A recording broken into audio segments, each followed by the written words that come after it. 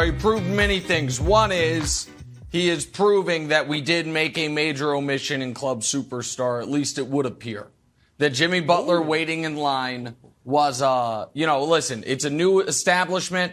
We have some managerial decisions to make. Everyone's on a probationary period, and our final doorman maybe should have had Jimmy Butler not only not in line, not fourth in line, but just in the club.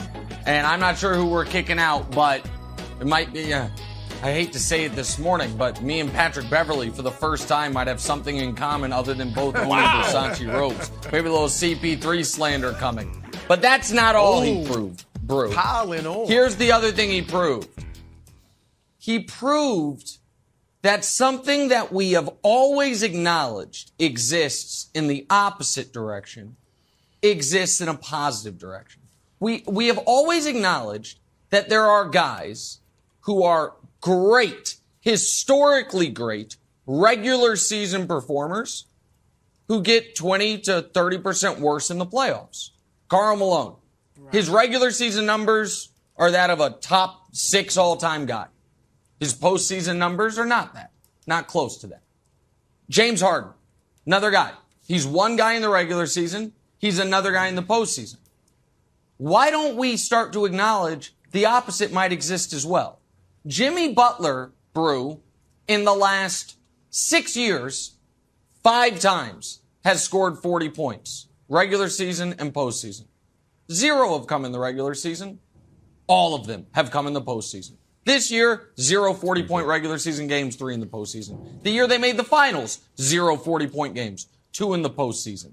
Playoff Jimmy is a real thing. He brings the same level of defensive intensity all year, but he ups the offense to superstar level in the most important times. And that, to me, is something we have been slow to acknowledge, and people wanted to put an asterisk on the bubble because they wanted to defame LeBron, and so Jimmy caught some shrapnel for that. But he's showing it again and again. And so that's what he proved to me. He's one of the very best players in the league, even if he's 20 a game in the regular season. No, that's fair. And look, we've talked about playoff Rondo, but you're right. There's a playoff Jimmy that clearly exists, and you're absolutely right. You have to give him props for that. Look, to your point, to illustrate it even further, Nick, he may not make an All-NBA team this year. I had him third team because I felt like, man, I have to put a Miami player on there, and he's obviously their best player. And he did have a good regular season, but I don't know if the other voters did. We'll see. But what he did yesterday was he sunned the Boston Celtics. S-O-N. He sunned them. Okay? And this is a theme that is carried with him throughout these playoffs. In Atlanta, he did it to Trae Young. In Philadelphia, he did it to Tyrese Maxey and his boy, Joel Embiid. And last night, at least, he did it to Jayson Tatum, the latest it guy, among the younger superstars that are coming up. And look, I know Jimmy's not thinking this way. I don't know if anybody else is thinking this way. But if you look at these playoffs, we are seeing somewhat of a changing of the guard, at least for a year, right? LeBron's not there. KD's not there. CP3 got unceremoniously booted out of the playoffs. And the young guys, Luka, Tatum, the Memphis guys, they are coming up. And Jimmy is like kind of carrying the torch for that older generation, saying not just yet. And he's not only, yesterday he did it with his defense and his offense. And Eric Spoelstra said this. He said before the series, it's going to be a throwback series, right? Going back to the 90s. And no one epitomizes that, Wilds, more than Jimmy Butler. Like I said, both offensively and defensively. Of course, with the physical play yesterday, Ime Udoka said, they out-toughed us. They out-physicaled us. And Jimmy Butler was the ringleader of that. But he also did it on the offensive end in a throwback fashion. Yep. In that, Wilds, he gets 41 points. Mid-range. and no three-pointers. Hits no three. That's like unheard of today. He was 0 for 2 for 3. So, yeah, I think that he took it back to the old school and showed the young guys, that these old guys aren't ready to surrender the mantle just yet. At least for a night, that's what he did. Okay, but there is another side of the coin. The disastrous third quarter for the Boston Celtics was a mix of Heat defensive intensity and just Boston carelessness. It's like, have you ever dropped a pint glass at a bar and you're like, oh, the condensation, I got bumped by a guy. It's like, yeah, but you know what? You weren't paying attention either. You got a little loose with the pint glass, and now it's all over, ruining everybody's sneakers or shoes if you're in a fine establishment. So in the third quarter, Nick, Jayson Tatum, who is a superstar, and the wind blows hot and high and hard at the top of Club Superstar. You want to be in Club Superstar? You got to deal with the criticism. Had 6 turnovers from 9-10 all the way down. Tatum bad pass. PJ gets a steal. Tatum turnover. Strauss gets a steal. Another Tatum bad pass. Jimmy steal 1. Jimmy steal 2. Then Oladipo gets a strip and Tatum belly flops on him. And then another Jimmy forced turnover. So look, I think the Heat played great. Don't get me wrong.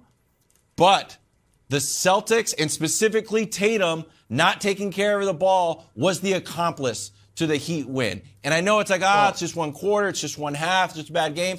Man, if Marcus Smart's not going to be there and Tatum's going to have the ball in his hand more, he's got to stop this. He can't just be a shooter and leader of the team. You got to take care of the ball. They lost the game. They lost the game in this third quarter. It's not just one because quarter of Tatum. I mean, it's the most turnovers in a playoff quarter, tied for the most in recorded play-by-play history in the NBA. 6 turnovers in a playoff game is bad. We were killing KD for a 6-turnover playoff game, killed CP3 for a 7-turnover playoff game. 6 and a quarter is awful. It's worse under these circumstances, Brew. At halftime, I gotta tell you, as the only man who had the courage to take the number 1 seed Miami Heat in 7 games definitively with bass in my voice and with all of my chest yesterday, clearly. At halftime, I got to tell you, I was a little anxious because if Boston wins that game in Miami, no Smart, find out day of the game, no Horford, that is a gut punch, an absolute gut punch. And if you're the Celtics, you start saying, we've played poorly in one game all postseason. Game 1 against Milwaukee. Game 3 that they lost against Milwaukee came down to the final seconds. Game 5 came down to the final seconds. They won the other 4, and they swept Brooklyn.